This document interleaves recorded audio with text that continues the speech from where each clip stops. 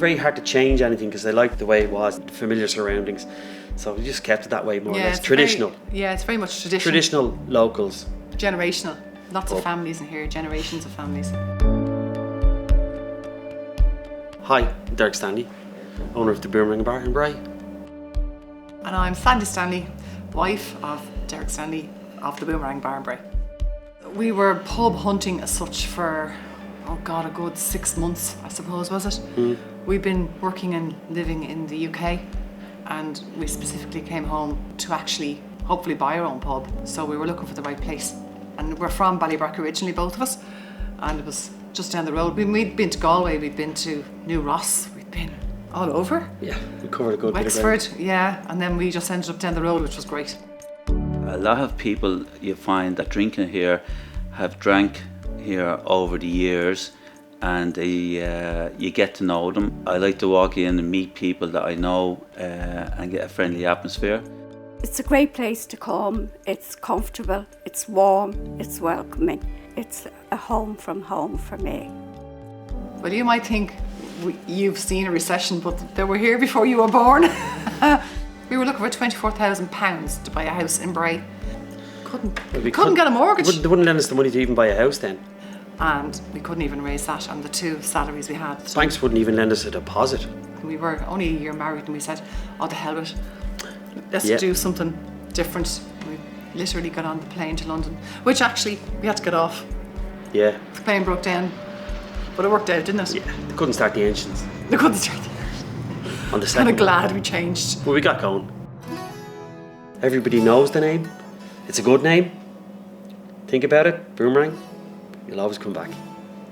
At the time, the O'Toole brothers, they had a brother that lived in Australia, and he returned from a trip to Australia.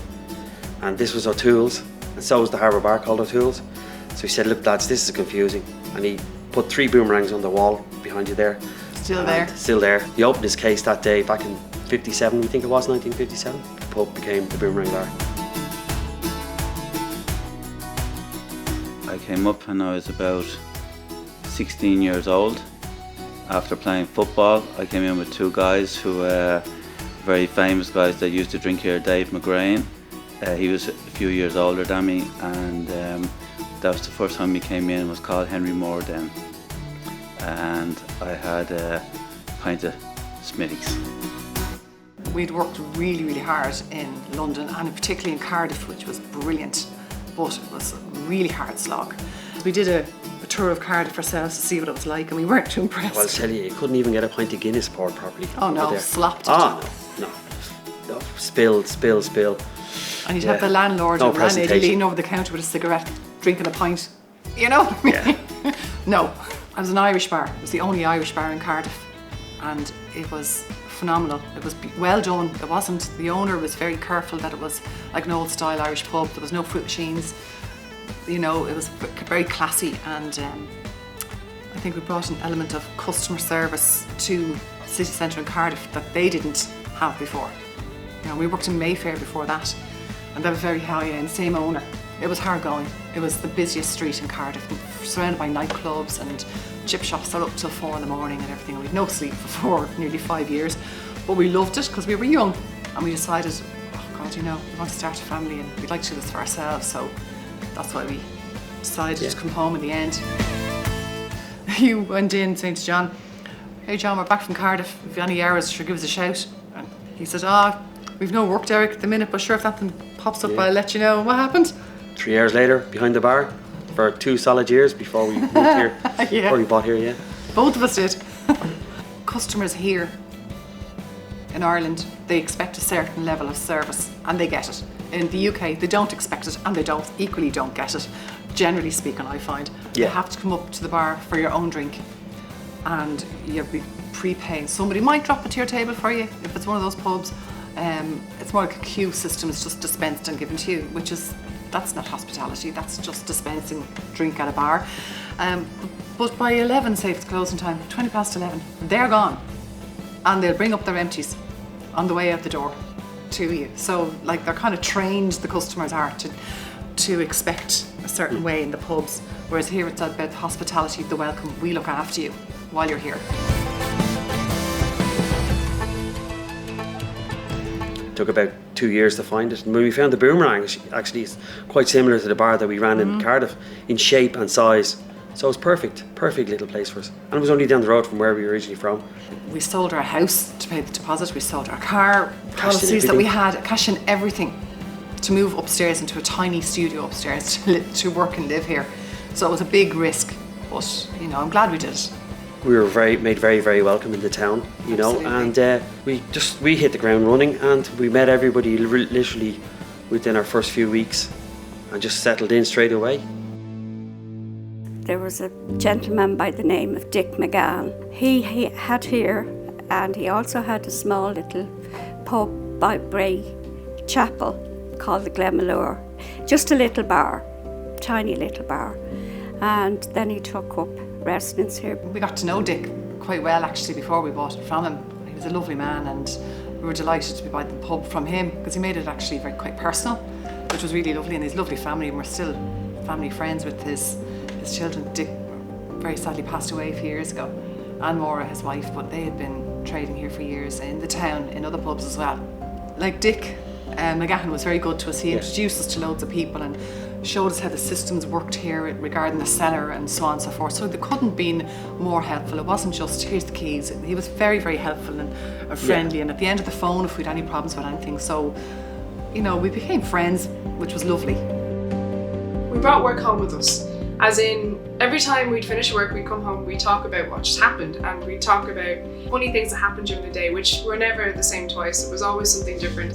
Problems or good things, and then you just get sick of it. Like, whenever we all worked together, it was like, this is all we talk about. Can we please do something else? It can be, believe it or not, 24/7. You mightn't feel like it is, but it actually is. I mean, your work comes home with you.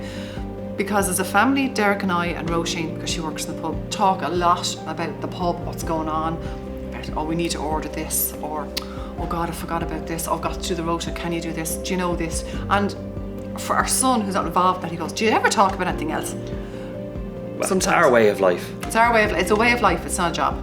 It definitely is, so you have to be 100% on board. Definitely not.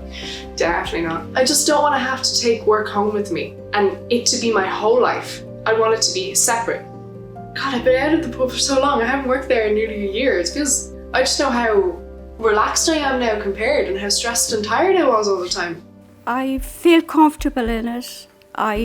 My friends are here, but it is pleasant. It's very pleasant. I wasn't part of the original Golf Society, but I did join it early, and I spent a lot of time in it and on the committee. One of the main driving forces in that Golf Society was a guy called Dave McGrain. He was one of the founder members, and he was truly mad about golf, and he was the one that drove it all the time. But sadly he passed away a few years ago, and the same drive hasn't been there. So we tried to keep it going, having maybe 2 games of golf a year, a get together, a few drinks, talk about old times. And unfortunately we haven't been able to do that this year.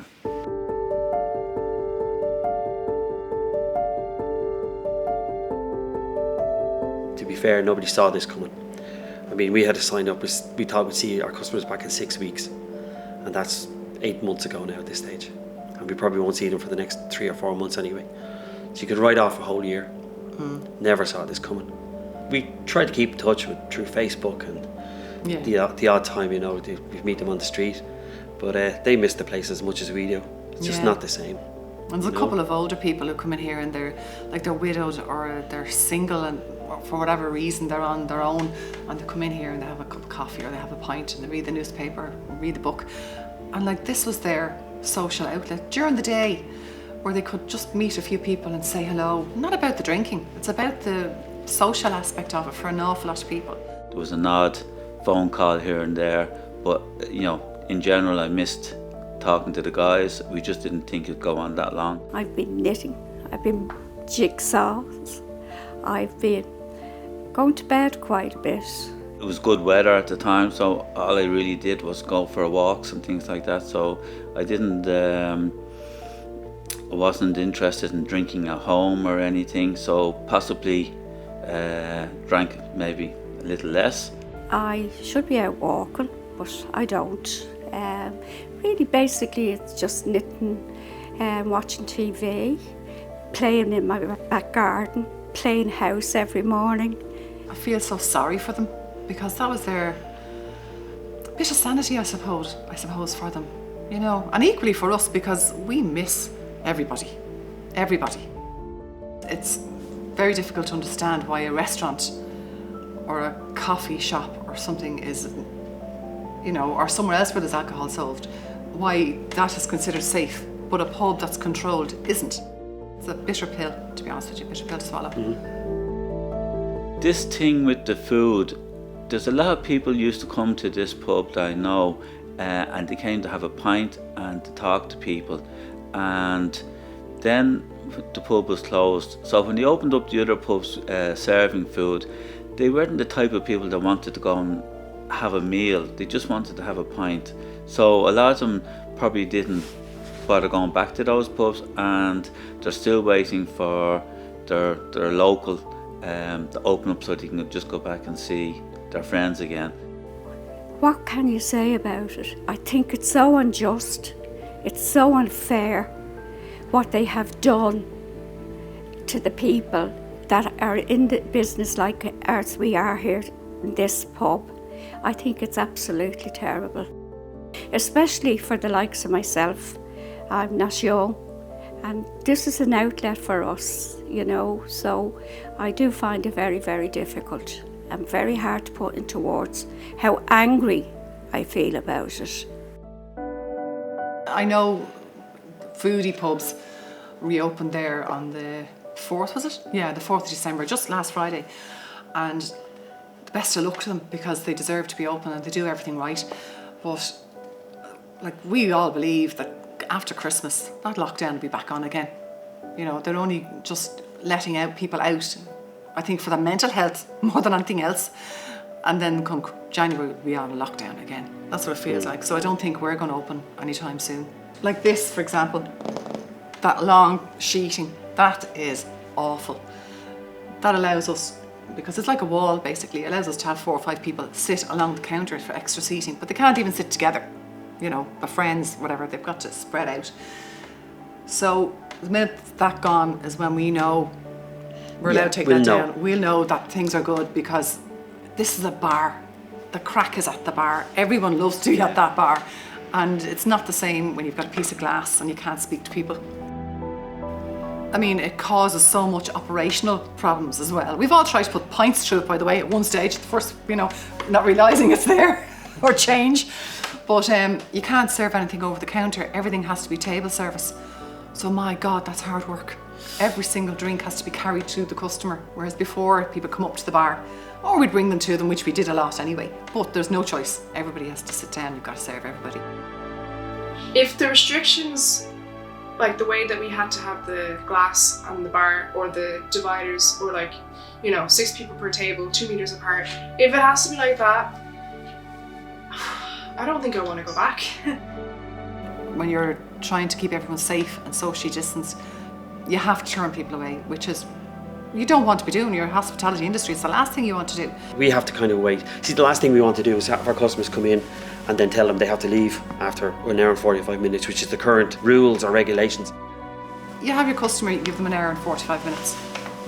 And they go next door for an hour and 45 minutes, and they come back here for an hour and 45, and back and forth and back and forth. And there's no sense in that. That's actually making things worse because if they have something, they're spreading it.